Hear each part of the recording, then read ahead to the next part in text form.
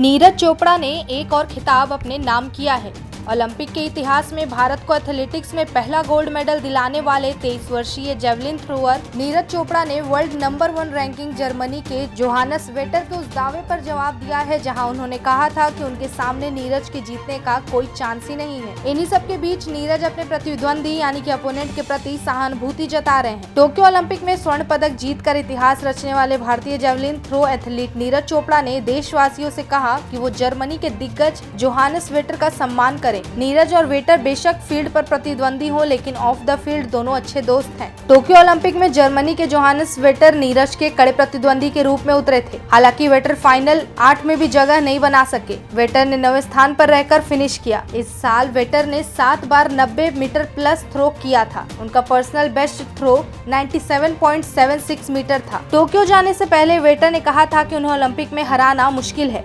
Waiter ने नीरज चोपड़ा के बारे में कहा था, नीरज ने 2 बार अच्छी दूरी तय की है। फिनलैंड में उनका भाला 86 मीटर दूर गया। अगर वो स्वस्थ हैं और सही स्थिति में हैं, खासकर तब अपनी तकनीक से दूर भाला फेंक सकते हैं। नीरज चोपड़ा को मेरी चुनौती का सामना करना पड़ेगा। मैं टोक्यो ओलंपिक में 90 मीटर से अधिक दूरी हासिल करने की कोशिश करूंगा। ऐसे में उनके लिए मुझे हरा पाना मुश्किल होगा। इसी के बाद नीरज को चाहने वाले उनके फैंस ने जोहानस के इस चैलेंज स्वरूपी बयान पर उन्हें काफी भला बुरा कहना शुरू कर दिया, जिसके बाद नीरज चोपड़ा ने अपने अपोनेंट के लिए एक बात कही, लोगों से खास अपील की। नीरज ने शनिवार को जेवलिन फाइनल में गोल्ड अपने नाम करने के बाद कहा, लोग मुझे बता रहे थे कि वेटर ने मेरे बारे में क्या कहा था।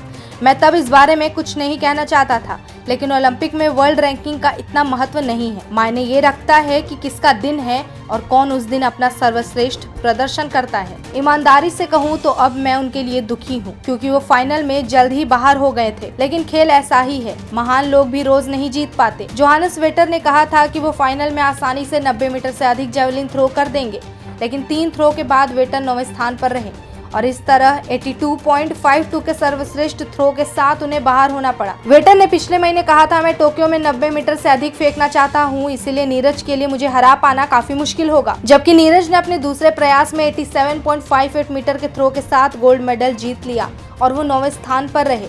वेटर से 5 मीटर से अधिक आगे रहा। नीरज चोपड़ा ने कहा था, वेटर इस साल जोरदार फॉर्म में थे। मुझे नहीं पता था ओलंपिक में उसके लिए क्या गलत हुआ। हो सकता है कि उसने ओलंपिक से पहले बहुत सारी अंतर्राष्ट्रीय प्रतियोगिताओं में हिस्सा लिया हो या वो दबाव में रहा हो, मुझे नहीं पता। यदि आपका पहला थ्रो अच्छा है तो अन्य सभी एथलीट आपके दबाव में आ जाते हैं। शनिवार को हुए फाइनल में 87.03 मीटर के पहले थ्रो ने नीरज चोपड़ा को शुरुआत में ही मेडल पोजीशन में सबसे ऊपर रखा।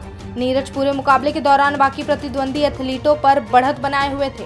हालांकि नीरज के जीत के बाद वेटर ने कहा, नीरज वास्तव में प्रतिभाशाली है, हमेशा बहुत फ्रेंडली रहा है, मैं उसके लिए खुश हूँ। नीरज और वेटर पहली बार 2018 में जर्मनी के ऑफेनबर्ग में मिले थे, जहां दोनों ने एक ही ट्रेनिंग सेंटर में ट्रेनिंग लिया था। तब से दोनों के बीच अच्छी दोस्ती हो गई थी, लेकिन इसके बावजूद वेटर को अपने भारतीय दोस्त के हाथों ओलंपिक में हारने की कोई उम्मीद नहीं थी। जोहानस वेटर ने 2017 और 2019 वर्ल्ड चैंपियनशिप में 1 गोल्ड और 1 ब्रॉन्ज जीता था, लेकिन 28 वर्षीय स्टार एथलीट के पास अभी एक भी ओलंपिक गोल्ड नहीं है। उन्होंने अपने जेवलिन करियर में 17 बार 90 मीटर के निशाने को पार किया है, जिसमें से 7 तो 2021 में ही आए थे।